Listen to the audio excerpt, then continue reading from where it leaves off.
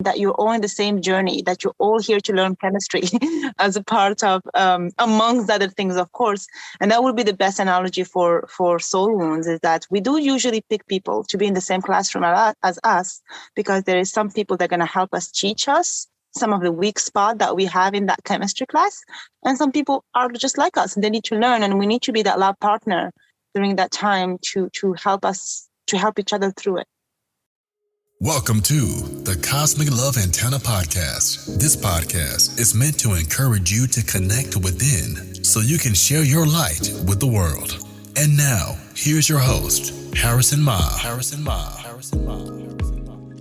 Welcome, beautiful beings, beautiful souls, mystical, powerful, energetic, spiritual beings having a human experience out there in the podcast world. You found yourself here on another episode of the Cosmic Love Antenna, here with your host Harrison, with a returning guest that I'm going to introduce in a second. I'm going to keep it bubbling, keep you guessing here for a second. If you read the title of the episode, you know, but I want to build the suspense. As I've been doing here over the last couple of weeks, I want to start with some gratitude. Thank you for joining. Thank you for adding your heart, your ears, your energy to this growing, expanding podcast. Remember today, if you get some value out of everything we're going to share, if you could share it with a loved one, a friend, a family member, a partner that can get some information, I'd appreciate it. Share it out on the social feeds, Instagram, Facebook, Clubhouse, etc. And remember, you can leave us a beautiful review over on Spotify or Apple with some of the gems that you got out of this episode. Today, I have, by popular demand, mostly my popular demand, but also all of you love this beautiful being that I have coming on the show today. It goes back and forth between an episode with myself and an episode with the beautiful Dr. Taggy, with the most popular downloads of this show. And I've brought Dr. Taggy back on today to talk about all things soul wounds, soul masks, inner child healing, holistic solutions, and moving from our trauma. So with that, my beautiful friend, welcome back to the Cosmic Love Antenna. Well, thank you for having me back. I'm very happy to be back. We were just talking before we started as you transition into your summer day, it's winter here in Australia, but the energy outside in the environment is seeping into this episode. So we'll use this weather, we'll use this love to get it going. My friend, I wanted to bring you back on because this is a topic that I know you are very deep into in the work that you do in the world. And we team up on Clubhouse and talk about all things inner child all the time. And this has been a discovery for me. I've known about it and I've heard you speak about it and I've done a little bit of work about it, but the soul wounds and all the elements we're going to sort of weave into it today are very powerful and have dropped back into my world to sort of dive deeper into. So I guess today where I want to start with this is maybe we can begin with you defining just exactly what a soul wound is. My pleasure. Well, let me clear my voice. I feel my throat chakra is like preparing for this talk. And a soul wound to me is a wound that our soul came into this lifetime to heal. So this is opposite to the wounds that may have come from trauma that we usually talk about in inner child. This and this happened in my childhood. Therefore, I have this wound. This, I believe, that's why it's called a soul wound. It's our soul already came with it, with the intention of healing it, which is the key point, with the intention of healing it. So soul wound will be something that we either inherited from a past lifetime, or something that we inherited from our ancestral line, either from a soul wound family, we forget about that ancestral line, or the ancestral line of our biological and physical parents. Either way, it's an energy accumulation. That's how I call it, an energy accumulation that as we were incarnating, we chose to come here to release. And there are 5 soul wounds. Do you want to go into that? Well, let's go there next. And I think that's a beautiful definition of foundation. And I actually have a question bubbling up that I want to ask you before we get into the different kinds of wounds. And I also want you to define a mask too, right? Because the mask is the sort of the counterpart to the wound. But before we get to that, I'm interested, my friend, because I've spent a lot of time with you, and I know that this, again, like I just said, this is a big part of your work. How did this fall into your world, right? Because I can put some dots together with the work I've been doing around inner child and my own healing and my own connection. But why did you find this work so needed to start expressing through your throat chakra? What is it connected to your story, connected to maybe some of the needs that you saw were not being met? What comes up around that?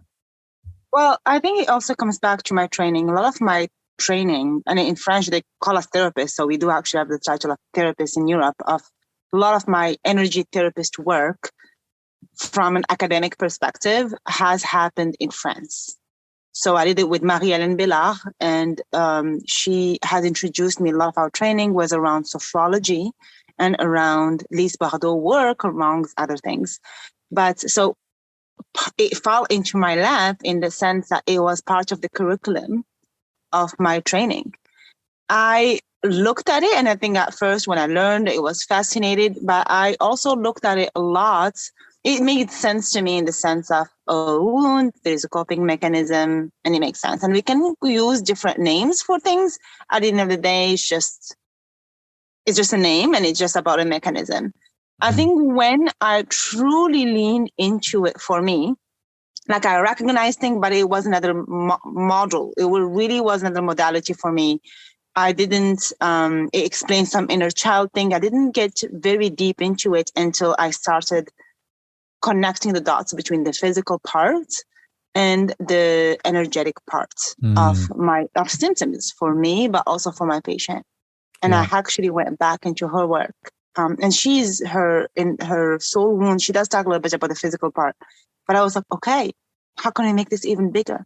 How can we make this even more holistic, not just limiting to the physical appearance, mask, and wound? There was a pull, it sounds like. There was it makes sense. Yeah, I get this. But then there was there's something more to be added in here. Maybe there's some more of my own flavor, my own love, my own expression that I can expand this out. And I think if people listening to this and have heard you speak before, Dr. Taggy, I know I can add to this, but other people tuning in, they can definitely sense your flavor and your love on top of this topic. So I wanted to ask you that because I'm interested in that. I know I can give other people value. So thank you for sharing.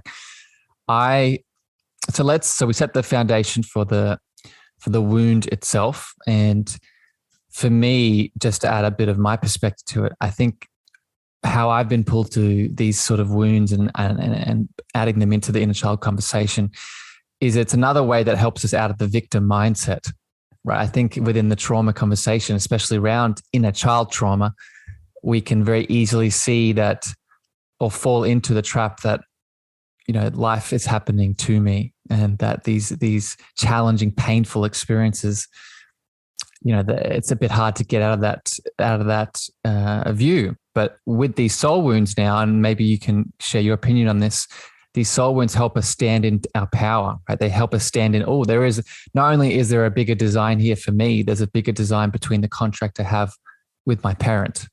Does that resonate?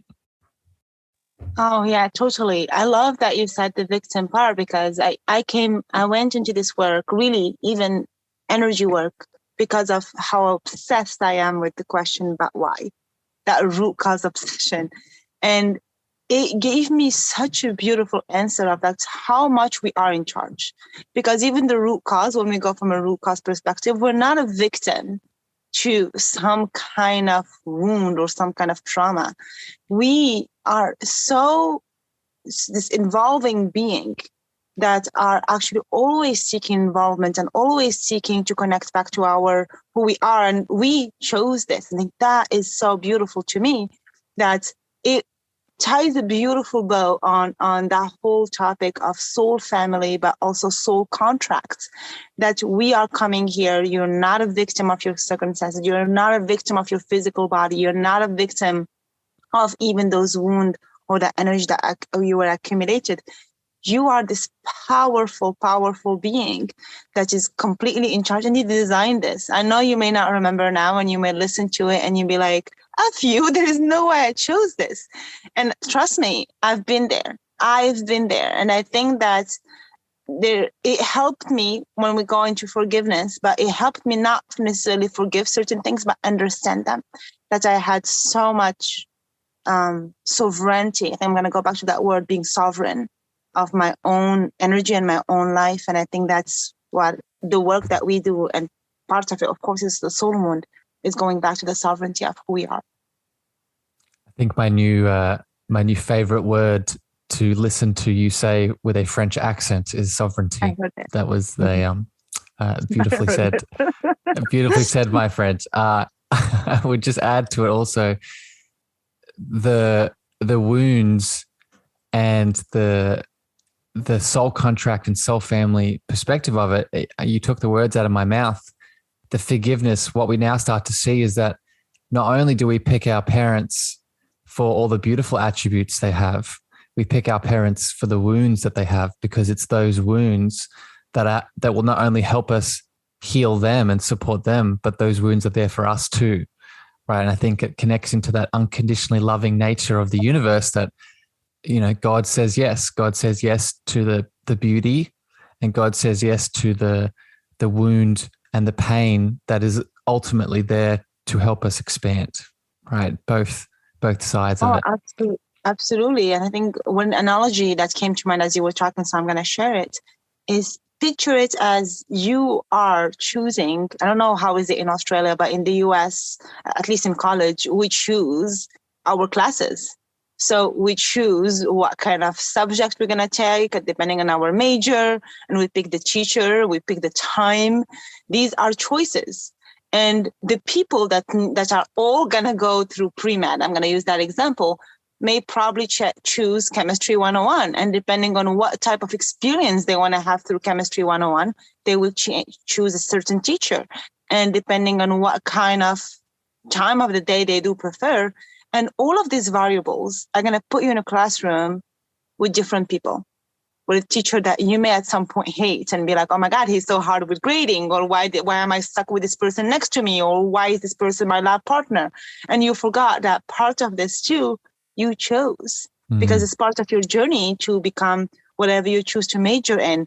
So sometimes take a picture when you're frustrated with the people that you chose to be with and around, that you're all in the same journey, that you're all here to learn chemistry as a part of, amongst other things, of course. And that would be the best analogy for soul wounds, is that we do usually pick people to be in the same classroom as us, because there is some people that are going to help us teach us some of the weak spot that we have in that chemistry class. And some people are just like us, and they need to learn, and we need to be that lab partner during that time to help us, to help each other through it. Yeah, it's a beautiful dance. It's a beautiful dance. And I think we need to come back to the question, you know, instead of what is it, what is going on, ask yourself, go beyond the what and ask the why, right? And I think that lands you in that soul contract, soul wound realm. Dr. Taggy, let's go deeper now. So we defined the soul wound. We talked about a bit of the context of it. Now let's define a couple of the other elements that make up this methodology or perspective or view. So let's now hit on the mask. So what is the mask? The mask is the corresponding element to the wound. So maybe do you want to explain what a mask is in relation to the soul wound that we come into this incarnation with? Yeah, I have such a love and hate relationship with the word mask, because to me, it's a coping mechanism, but that's how you are seen from the outside. That's why I love That's why I love it. I hate it because I think it's confusing, but I love it because it forces you to see that's how you're being perceived from the outside. So this is actually a tip as I am going to start to talk about the soul wound, or if you're reading about it or anything like that. If you don't resonate with the wound, see if you resonate with the mask. See how the people around you see you. If people around you have ever called you a masochist or have called you, control freak, or called you like, oh my God, you're always fleeing, like you're never facing, or, you don't like confrontation, that actually, I think that it's my favorite thing to do is actually before we even get started. And I have it recorded that even before starting the workshop is having people write down how they are being seen. And they would start with that first. And then I put it aside, and then we do, and I never talk about mask. We do the whole thing, just talking from a little bit from that neuroendocrine system, psycho-neuroendocrine system. So I talk about the body, I talk about all of that, to the inner child. At the very, very end, once they know what their soul wounds are, then they look, and 100% of the time, to date, knock wood, has been correlating to how they are being seen. So if you look at it, and especially with the words, because they're translated, we have to remember that they're translated to from another language. So if the words of the wound, which I'm going to list in a second, don't resonate with me or with you, or are confusing, it's like, what is the difference between this and that? And what does she mean by that? Or I wasn't rejected by this person. Yep. Look at the mask and how they are being perceived. Look at that lexicon of the masks and see if there is anything that resonates with you. So without further ado, let me give it out. Let me jump in there, Dr. Tax. I know you're excited to share these, because I want to expand on that point, because I think this is really important for people to hear. And I'm going to give a resource here for the book that got me into this, and I think you'll explain. Well, you explained it already at the start of the chat how it's a start. You need to take this further, which is why we're doing this chat, and which is why you do the workshops that you do, right? Because there are extra steps and extra perspectives we need to consider. But the book I would recommend people start is by Lise Bourdeau, the lady that you're referencing, and the book is called Heal Your Wounds and Find Your True Self. And it's I recommend it as a starting point for this. And then this podcast, and then Dr. Taggy's beautiful workshops, it would be the deeper dive. But just to hit on, it's really important to ask the other people. It's really important to ask other people about the masks, right? And I'm just cementing what Dr. Taggy said, because what we can often do, and I've seen this in myself, is that we can pretend. Right, we can pretend that our mask or our coping mechanism is not a coping mechanism, and is more of this is just me. This is just who I am. This is just how this is my belief system, right? And remember that a belief system is fundamentally closed, right? So when you are in it, you are not looking outside of it, right? So this is where you sort of have to lovingly push yourself to ask your friends, ask your partner, ask your family, how do I act? Or maybe read out some of these masks and say, does any of this resonate? But then I would say the final step would be, but then check in with yourself, right? Check in with that. It's like, is there a resonance here? Does that make sense, my friend? Do you agree with that? No, I do, for sure. I mean, and I've seen it so many times that even people, when they are reading the wounds, they're being triggered. Yep. And they may be stuck in I am not that. Why are you calling me that? I mean, the wound itself, when it comes from a soul wound, is one thing, but the way they describe it is like, this is how you may be acting. This is how you may be acting to other people. It may be very triggering. So I think having that seen it from other people and coming to it, that going back to the point that this is something that you came to heal. You're ready. This is something that you came to heal. So may ease into the resistance. So I think I do agree with using your beautiful people who are around you to support you, to help you narrow down the mask. It may be an easier way for you, because I've had people too that have told me, I'm all 5. And we're going to get that into a second. I've also had other people who have told me that's not me. Like, none of them here, this is BS. And that's fine too. Like, there's no universal law besides love.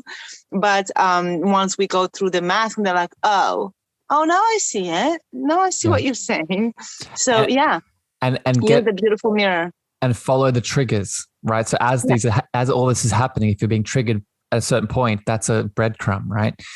All right, let's get into it, Dr. Taggy, because I want to be mindful of your time today, and we have a lot to talk about. And I know there's some segments here we need to break down. So I'll let you sort of take the flow here, and maybe let's do an overview, an outline of the main wounds with their corresponding masks, and then I'll jump in accordingly. So go for it.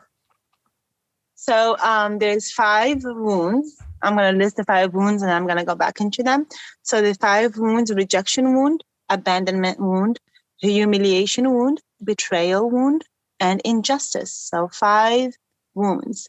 Every wound has a mask, so has that external way that you carry to protect yourself from that wound. Rejection wound, you usually tend to wear the mask of the fugitive, meaning that you're fleeing the scene. The abandonment one tends to wear the mask of the addict.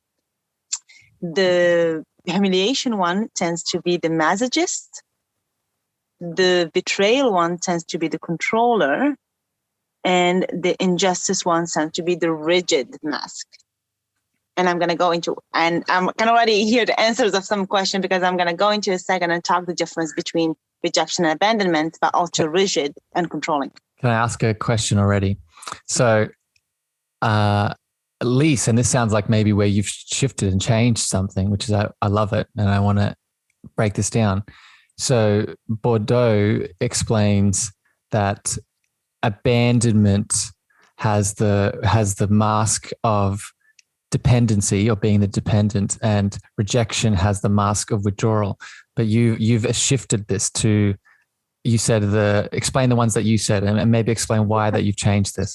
Sure. So I use the fugitive instead of withdrawal, because withdrawal seems a little bit passive, like you're just withdrawing, and what I see that most people are fleeing. I'm also going back to the fact that I'm working with a lot of people with that fight or flight and flee. Yeah. So the fugitive resonates with so many people. Then withdrawal seems neutral. That's how at least I understand it.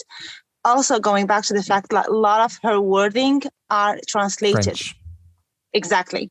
So you can translate the language to the best of your ability. There is things that are some subtleties that are sometimes lost in translation.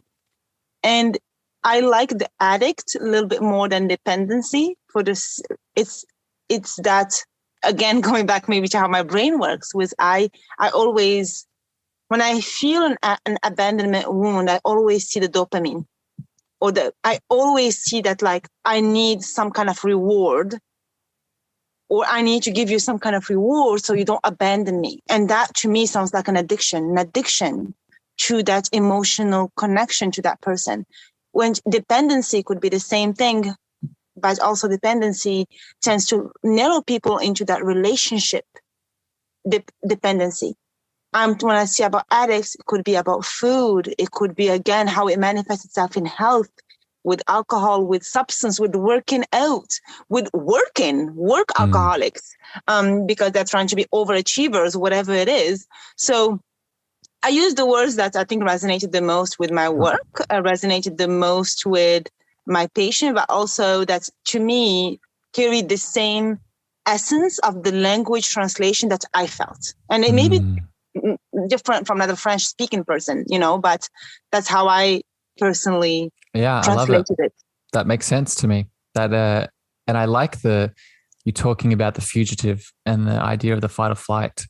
If anyone has heard us speak about inner child before, we know that this, especially when you start bringing in the chakras, which we're going to talk about soon, that root center, right? That safety, security, support, which is the balanced state, but that's not the state that most of us are in, right? Most of us are in that fight or flight, fugitive state. So yeah, it's a big one.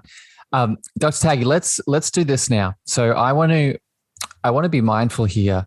If you're listening to this is something that this kind of work around the wounds and the masks is not something that you're going to listen to a podcast episode and then be done with, right? I really want the intention of this episode is, one, to just hear more of Dr. Taggy's beautiful voice, but mostly, two, is so that you use this to dive deeper into yourself. So I want this to be a resource where people can start, but not the solution where you think everything is solved, right? Because that is where a beautiful practitioner, much like myself or Dr. Taggy, comes in. So what I'm going to do is, if this is already starting to resonate, reach out to Dr. Taggy, right? Or reach out to myself so we can help you one-on-one for that safety, for that support, for that security. But let's give I think what we'll do, Dr. Taggy, maybe let's give one example from my life of one of the wounds, and then maybe you can explain one in your life, and then we'll jump from there. Okay. So let me ask you. So I've shared this with you. I've recently acknowledged a wound of betrayal, and I'm still sort of fine tuning the actual event in terms of where that stemmed from, and I mostly see it in my mask of control, right? I see it in my mask of control in many different ways. So let me throw it back to you now to maybe explain for people listening, maybe how can a mask of betrayal form itself? And then maybe also explain what we can start looking for within the mask of control. Ooh. I love what you just said, because here's what I really see with the sense of betrayal, with the wound, but also with the mask. I mean, controlling is typical. Betrayal is almost an easy one. People would recognize it in the sense that this controlling overachiever trying to make sure everything go their way for a couple of reasons, because they are usually scared of being betrayed. So they have trust issues. Betrayal, to me, in my head, always go back to the trust. There is a problem with trust, the trust of the outside. So they need to control every single thing. This way they are avoiding the risk. They have control over the outcome and the expectation. But actually what is really hiding is a lack of trust in self and a self-betrayal. Because every single step you feel to control, you actually betraying yourself. And I'm trying to think of an example, but going back to not trusting yourself, you're going to do things that are over calculated and over mental, coming from an ego place. So you're betraying that voice inside of you that is telling you, go, hey, do this. It's some little murmur. And you're probably not going to be listening to it because you, cannot do anything out of faith because you don't trust and because you need to control. So surrendering is going to be such a hard process until you actually learn to trust and listen to yourself and let go of the control. So it's tricky for the betrayal wound because their whole purpose is trying to not be betrayed by other, and the mask they wear end up actually betraying themselves. Yeah. And my question to all of the betrayal wound peeps, I always say better than you, why would you don't ever want to be the one that's betraying yourself. And then when you are not betraying yourself, there is no way anyone else can betray you. Ooh, some things there that I need to hear, my friend. So thank you for sharing. And I hope that example gave a bit of clearer understanding around that specific kind of wound. Before you share your example, I do just want to ask you a question around it and how the parents start to factor into this, how the parents specifically bring out this wound that ultimately does come back to us, right? As you beautifully said, it's a betrayal of self, but how this can be activated is in the soul family with the soul contracts with the parents. And this is a really interesting characteristic of this specific betrayal wound that Lise speaks about in her resources, and I want to get your opinion on, is the Oedipus effect, right? And that is for people that are new to that, it is the idea that both boys and girls in their upbringing have a healthy attraction to their main physical care. Yeah, their physical caregiver. So for me, my mum. So we have like an attraction, and this is healthy because it usually ends at one point. But if there was a betrayal or something that occurred with the parents, then this Oedipus effect does not goes into the unhealthy realm, and this sort of exacerbates the expression of the betrayal wound. Am I making sense? Is that? I think there was a little bit of confusion there, I think, between the betrayal and the humiliation wound. The humiliation wound is when it's the physical parents, and we're going to get that to the parents that take care of you physically. Yep. Betrayal wound that's what Oedipus syndrome. The Oedipus syndrome is basically. It's a fact, is basically complex. The Oedipus complex is basically you are kind of in love with your opposite parents. So it's an opposite sex parent. So for example, my demographic is mainly woman. I call it a father wound because that's just what my demographic is. But if I had a male patient, then I would use it as a mother wound. It's the opposite, which is if you like Greek mythology, that's a whole other podcast. That's what Oedipus complex is. It's basically you are in love with your opposite, the parent who's an opposite gender as you.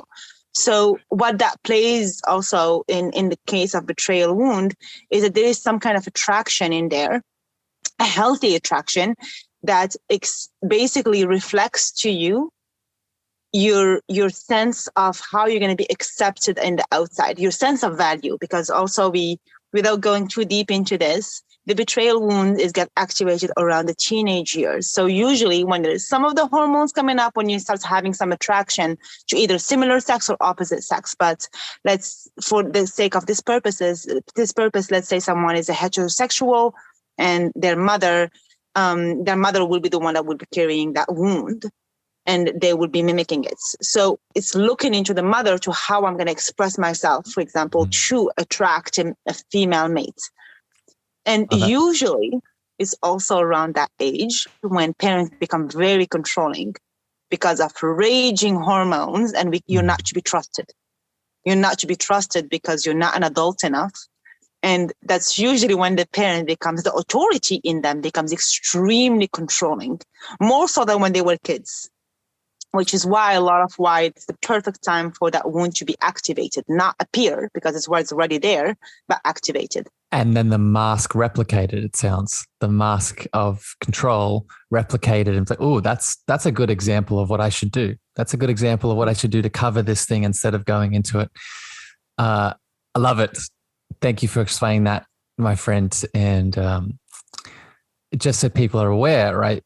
Both Dr. Taggy and myself, and I'm going to hear her example here in a second, but both Dr. Taggy and myself, we teach these things, but we are living these things. I like to express, and I know she does too, that it's one thing to theoretically share these ideologies and these elements and these concepts, but I know for me, the place where I really get to share my love the most is both from personal experience and pain. So I hope that little insight into some of the things I'm moving through really resonates and relates to a lot of you.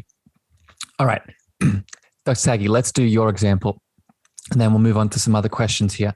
So what is an example of a wound that you've acknowledged in your life, and maybe talk about how you spotted it maybe through the mask that other people saw or you saw? I'm not going to talk about the obvious one. I'm going to talk about one that's actually reading the mask. I was like, oh, okay, that's me.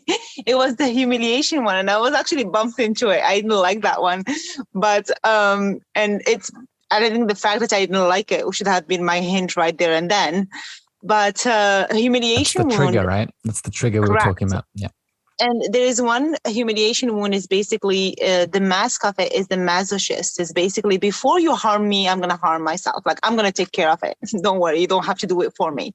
And usually that comes a lot in a form of self-destruction. And so before life, even if you want to go broad, before life takes the joy away from me, I would do it myself. I take care of it myself.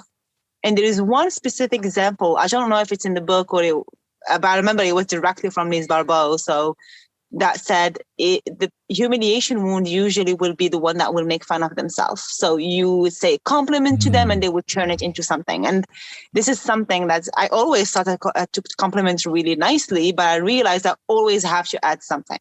like, oh my God, your hair looks great today. And I would say, oh, I washed it. Thank you. I just washed it. Or like, like I try to not just embrace the compliments. And I realized that a lot.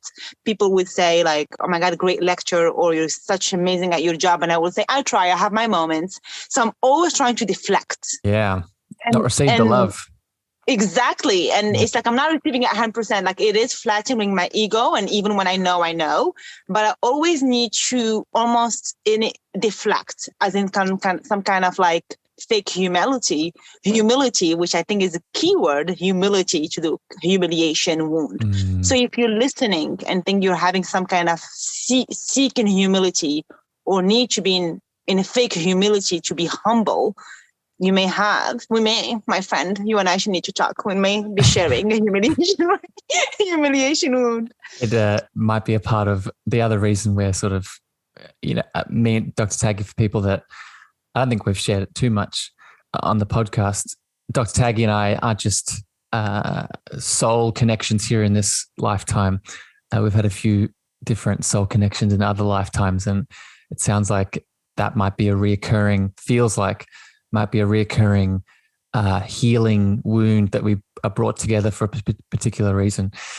I love it, my friend. Thank you for sharing. And I think we'll leave it there because I want to talk about some other questions, but that's a little tidbit of the breakdown of the wounds. And I would really encourage you to reach out to Dr. Taggy, go to her workshops, reach out to myself, and we can break these down a bit more specifically, but really feel into them, right? I'm sure as you've been listening, maybe you've been having some triggers already, right? Maybe you've been having some, this sounds like me, or this sounds like someone, follow those feelings, right? That in itself can be the start of this beautiful expansion. Let's shift now, my friend, to another question I want to ask around this. And if people have heard us talking about inner child before, the chakras before, you may have heard us refer to the term the body keeps score. And these wounds are another example of this, how an emotional, energetic, and spiritual challenge within us will also express and display itself within the body, right? And Lise talks about this in the book, that you can start to spot a certain kind of wound based off how the body has developed. However, this is what I want to get your perspective on. And you made this comment to me, and it really resonated, that we can't fully rely on that because people may have multiple wounds. So explain this challenge, and maybe how you see a way through this. Yes. I got in so much trouble for this. I remember when I even said it, because one of the biggest first teaching for this Bible was actually, if you're confused about what sign, what wound you have, go to the body, go to the physical body and see how your physical body. And that was like, I remember being even with my and be like, no, that makes no sense. And I was already like a doctor about that. And I was like, this makes no sense. Every person, and this is Liz Bardot's word, that has 4 wounds, 4 of them, 2 main one and 2 secondary one. So my poor little scientific brain could not wrap itself around the fact, how can we have 2 main ones and it could be complete opposite, I'm picturing like a Frankenstein monster of all the different wounds expressing itself in the different parts of the body. Well, Harrison, to be honest, look at me. I have like my 2 bigger ones are humiliation and rejection. And what does it mean? That am I either like completely skinny and effaced, or I am obese? That's and I wasn't either ever in my life, besides when I had anorexia, which makes sense for the rejection one. But it didn't really click, and in practice, it didn't click until I took her full course when it was actually live. And she did say that with her work, things have been evolving, but she also didn't want to add more confusion, because again, it is a book and it's not a soul work. It is really to bring awareness. And I think a lot of what she's trying to convey is 2 main things: getting out of the victim mentality, which beautifully, I think, does through the book. And the other one is to remind you that the body keeps score. That everything that is a metaphysical reason to how your body presents itself and the body that you chose to work. And your body will change as you are working through the wounds. And sometimes you will be more in a certain body form, depending on what wound is being activating or you're working through. In my case, like when I shared, when I was very underweight, I think there was a big rejection wound theme there. I mean, quite literally, I was going through a breakup and I think I lost extreme amount of weight and I was very frail looking. So I think there was a big that activated that. And so but it changed. Exactly. That has changed. And I think the humiliation one may have been always some kind of and under the radar, that it never truly showed up in my body. But I think that especially that sentence drove me insane. I remember when I learned it, when it says, look by the body if you are confused. And I remember thinking, look at the masks if you are confused, because that's a mirror. So I think what's coming up for me here to add to this is what's happening here is the difference. And we often get stuck in this, right? And myself included. The element here that's displaying itself is the difference between symptomatic and generalized sort of labels and individualized, nuanced expression. And we must use a framework to begin, right? So let's use the chakra system, right? The chakra system, there are many themes that as a collective, you can start, connecting to each individual person, right? The root and the safety, the support, the security, the heart with the giving and receiving of love. But we must be willing to use that general framework and go deeper into our unique individualized expression, not just as a static individual, but also as a static individual moving throughout time and space.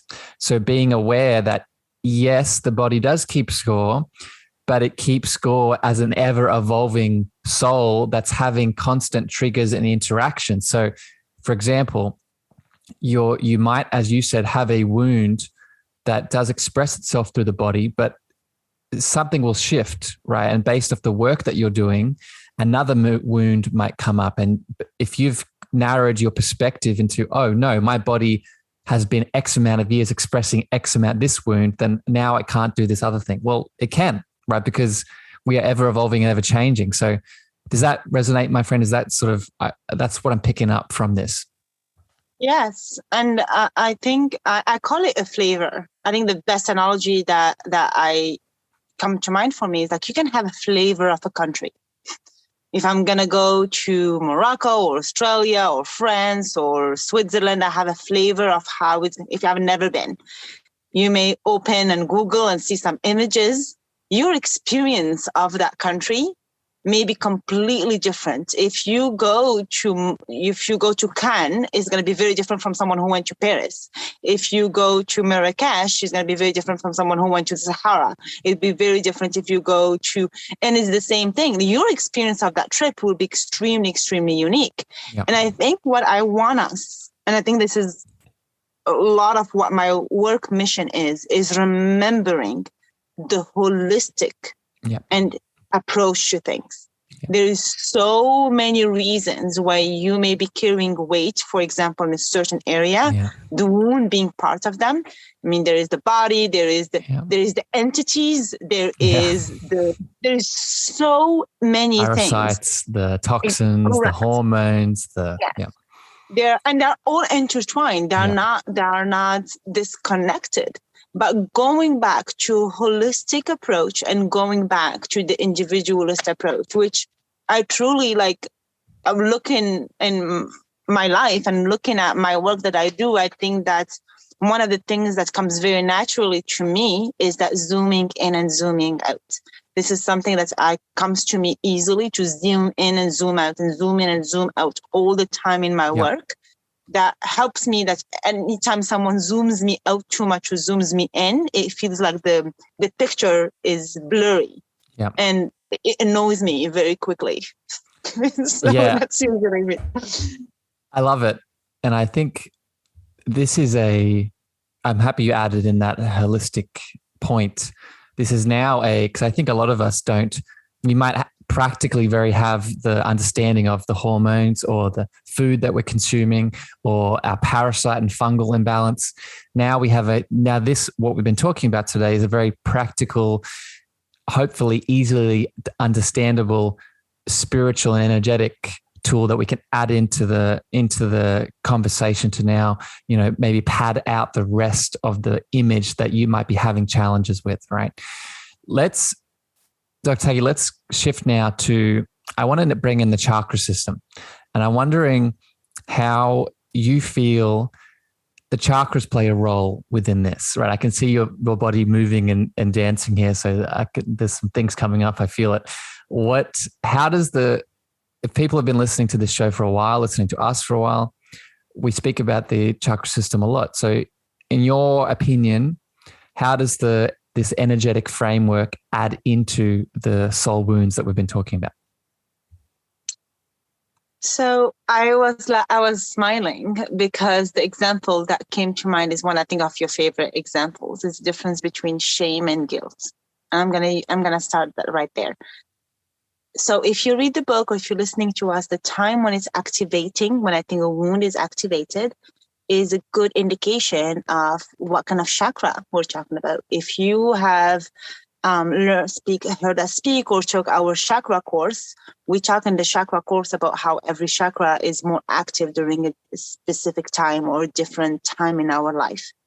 So I'm going to talk about shame and guilt because, for example, that's what has helped me. So Liz Barbo doesn't talk about the chakra work, but when I was trying to see how does that fit holistically with all of my tools, rejection and abandonment. A lot of people actually confuse the two. And I'm just going to give people, it doesn't mean you were rejected. It means that you're scared of being rejected. Rejection, there is something wrong with me. The story we told ourselves.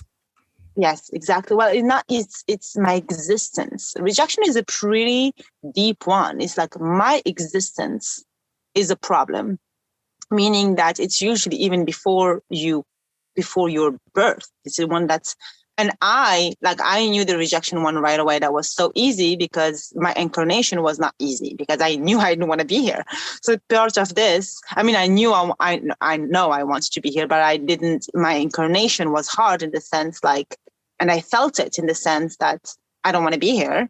My existence is the problem. This is something wrong with who you are. This is pure root chakra. When Harrison tells the difference between shame and guilt in a room, we're talking about shame being from that root chakra perspective. Abandonment is I don't want you to leave me because of something I did, which is usually more of what guilt is. Guilt, there is something wrong with something I did. Shame, there is something wrong with something I am. And guilt tends to be a little bit more of that sacral, a little bit higher up, or maybe more of solar plexus. So there is an action that I did, and that's usually where the abandonment wound would get activated. So there is, of course, the holistic approach. Which one is the most primary one for you? Which one is coming up first? But for those two, it's so clear that the first one is truly roots based, and with abandonment may have some of the other flavors. Betrayal, in your case, Harrison, will be, you can feel that solar plexus. And so, and throat it too. will be, yes, exactly. So it will be some of that. Injustice about with rigidity, which is different from being controlling. It will be almost, again, that lack of trust, and you're not taking actions from your heart. So it's more higher up, and injustice will be more heart chakra. And betrayal, which is controlling, will be more outside, and it will be more of that solar plexus. People didn't hear it, but I was. It's funny, as Dr. Taggy was talking about the physical locations of these wounds. I was clearing my throat. I was like, "What's going on here?" I was like, "Oh, that's what's going on." She's explaining the physical. You're explaining the chakra energetic connection, but as we all know, these chakra energy centers not just have an age of development, but they have a physical locality within the system, right? So that's the other in my opinion, that's the other side of how we can now sort of slap on the soul wounds and everything we've been talking about to the chakra system, is also their resonance within the physical body at large, right? So the rejection, the guilt and the shame, the solar plexus. Also ask yourself the question, what is happening physically within those areas, right? If I'm feeling that guilt within that sacral space, how is my womb health right now, right? How is my relationship with my PCOS challenge? How is my relationship with my sexual function, my erections, my menstruation? These are other little, as Dr. Taggy highlighted previously, this is the holistic connection here that both the soul wounds and the chakra framework really pad out with these sort of energetic and soul sides of it all, right? Let's have a question now that's coming up that I want to ask you, Dr. Taggy. Where does someone start with this, right? So we've given a lot of examples and we've explained certain elements. I'm tuning into the audience listening, and I can feel a lot of people resonating, and maybe some dots are being put together. In your practice, and I know you have workshops too, but maybe I'll just speak to your one-on-one so you can highlight this. If someone comes to you and says, "Hey, Dr. Taggy, I have a wound of abandonment that I've highlighted, or I have a wound of betrayal that I've highlighted," where do you start? Do you start with their physical symptom? Do you start with their chakra expression? Do you start with their inner child trauma? I have a feeling I know what you're going to say, but what comes up when I ask this question? Well, it's actually regardless of what someone comes to me for. Some people may know me for X, Y, and Z. Unless you are a patient in my practice who strictly want to work on physical. If you are someone who wants for this holistic approach and come to me for over the phone or over Zoom, I always start everyone on the root cause analysis, which is an hour and a half appointment. And basically, that's what I do at Desiccate. I play surgeon. It's basically just put everything out and let's see where you want us to start. And I would say to anyone that are listening, start with the urge. Start with the urges. And this is a true story, it happened very recently. Someone has reached out to me, and their urge, they're so interested in entities. They're so interested in that. And I could feel it. That I gave them a referral to someone, and I said, go, she does amazing work, and come back. But start with the urge. And I may have a plan for you, being like, well, I want to put more light into you, I want to do this. But if you're listening to us, if you're listening to this podcast, you have an intuition. You know you are a soul in a physical experience. Listen to the urge. And even if it doesn't fit the order, it doesn't fit the steps. So I start with people, and I think a lot of what I do in the first session is, yes, I'm writing down what you're saying, and yes, all of that, but I'm really feeling your energy. And sometimes at some point in the camera, your face would change when you're going to talk about something. I would have confirmations in my body when you talk about certain things. And I have a whole plan that I know you want to come here and talk to me about the sexual trauma that happened when you were 3, and because you want this because of, some physical symptom or whatever it is. And in that hour, in that discussion, I'm really feeling into the things that you're excited about. Yeah, there is a momentum. There is a life momentum behind. That's what I'm looking for. I'm looking for that life momentum. And usually when I reflect it back to the patient, they have that like, oh, and it's almost like a relief. It really felt like a relief to her. Like I think part of her in her head was like, entities are crazy and let me do it. And then when I shared back like, hey, contact this person, do it. She almost felt like, oh my God, like, thank you, because I felt it. So if you are having a nudge, if you're having a nudge, and sometimes having someone putting it and you can see the big picture, that conversation with someone that can see the big picture for you, that can be that lighthouse for you, that lights up the whole journey.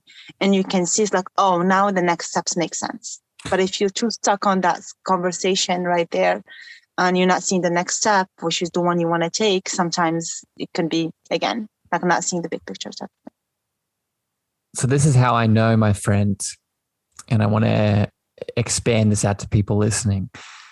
This, in my opinion, is a characteristic, and you've said this to me before, and I'm gonna boomerang it right back at you, of a practitioner who's doing their job right.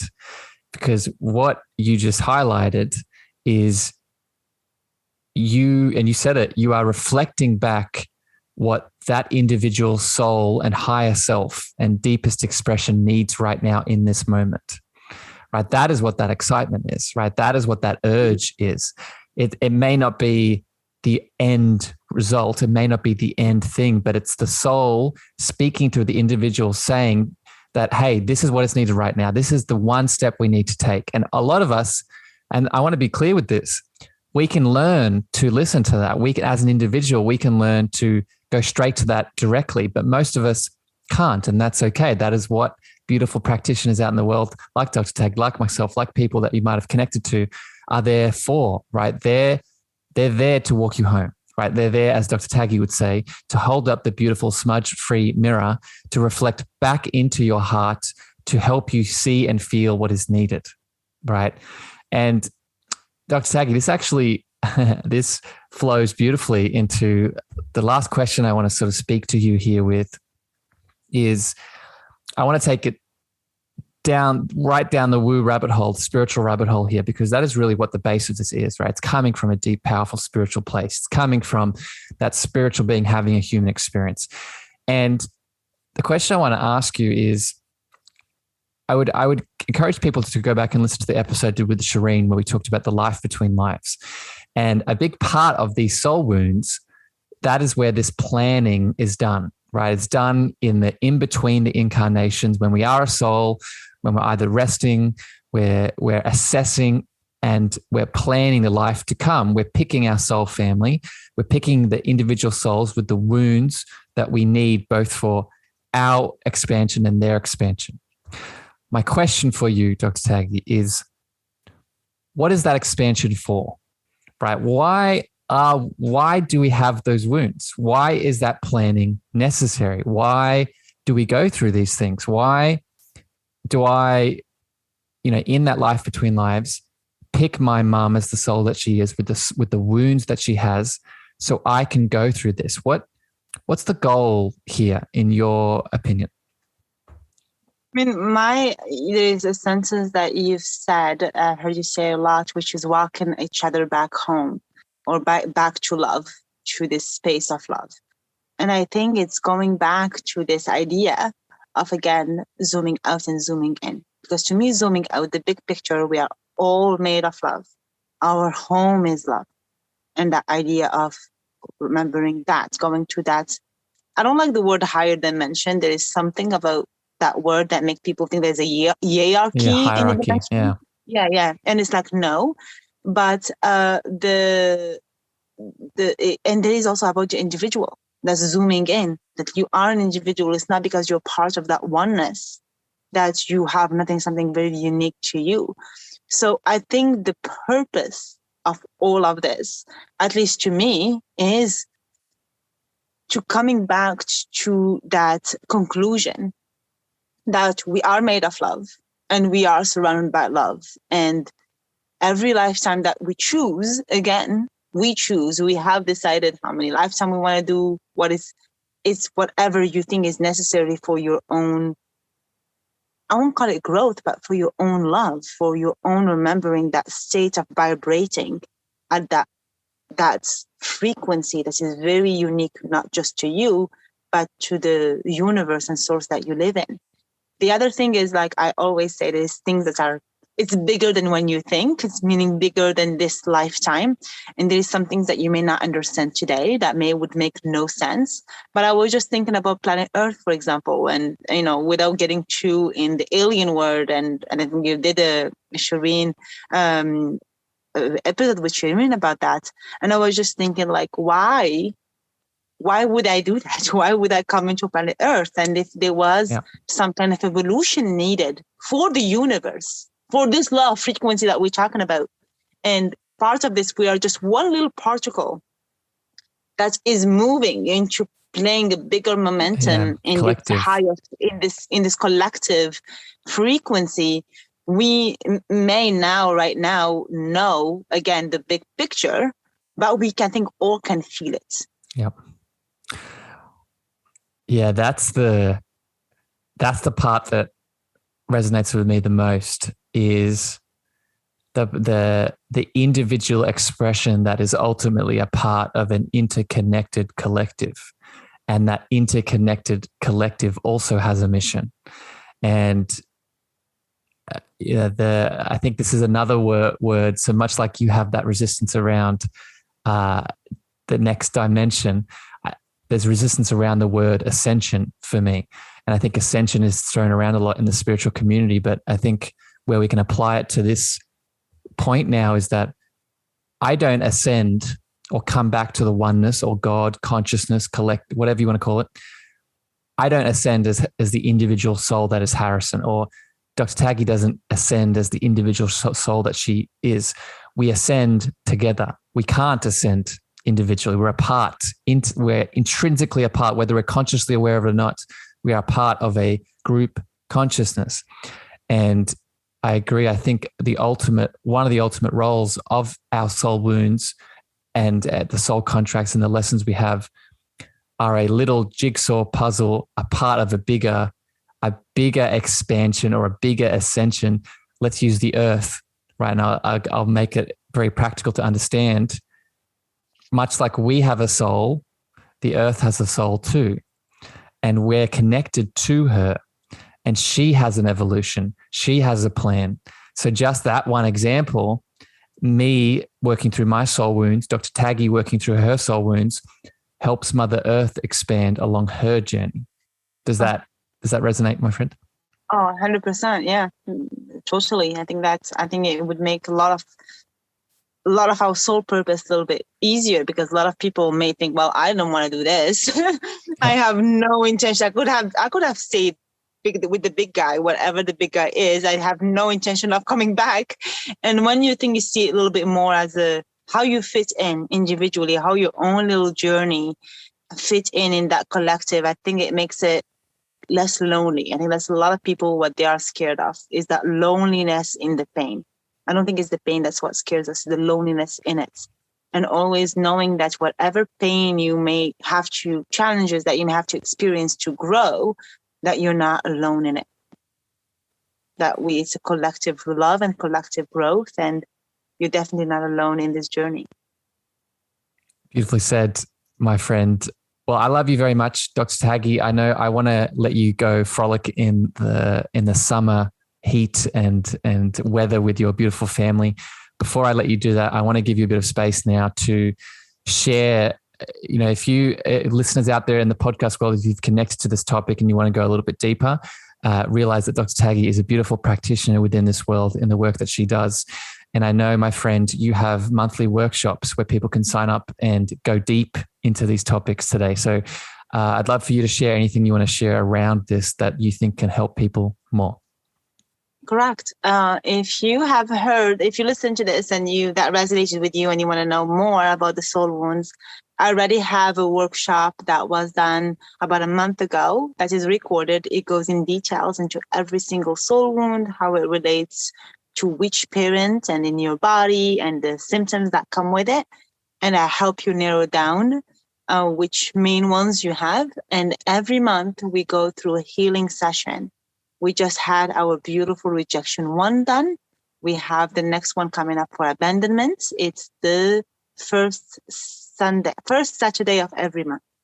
the first Saturday of every month. And if you're interested, just reach out to me or send me a message in my website, drtaggy.com, and you'll be added to my mailing list. And this way you'll be able to be notified. But I'd love to have you there and help you in your journey to keep on growing. I think I'm going to have to come to one soon, my friend, and just experience. We've done so much of this work together that I haven't actually had a time to be a part of these workshops. So I'd love to come in and tune into one, because I think, like I said, that betrayal. When's the betrayal one? When's the next betrayal wound? Is that? Yeah, I think I am. Let me double check, but I think it's the June one. Yeah, ooh. I think it's the third one. I think it's the June one. Let me double check, but I think it's the probably. Yeah, because I'm doing them in order, a certain order in my mind, and I think it's the June one. So right with your birthday. I think it's not a coincidence. No. As soon as you said it, I was like, oh, of course it is. All right, my friend. Thank you for being here. Thank you for spending time with me. Beautiful listeners out there in the podcast world, thank you for bringing us your ears, your heart, your energy. Both Dr. Taggy and I love you very much. We wish you a wonderful evening, morning, afternoon, wherever you are in the world. And we'll catch you next time here on the Cosmic Love Antenna. Before we finish, make sure you share this episode with someone that you love very much so you can give them some value. But with that, bye, everyone. Thank you for listening to the Cosmic Love Antenna podcast. We hope you enjoyed. Be sure to follow Harrison on Instagram, Twitter, and Clubhouse at Harrison Ma. That's Harrison, MEAGHER.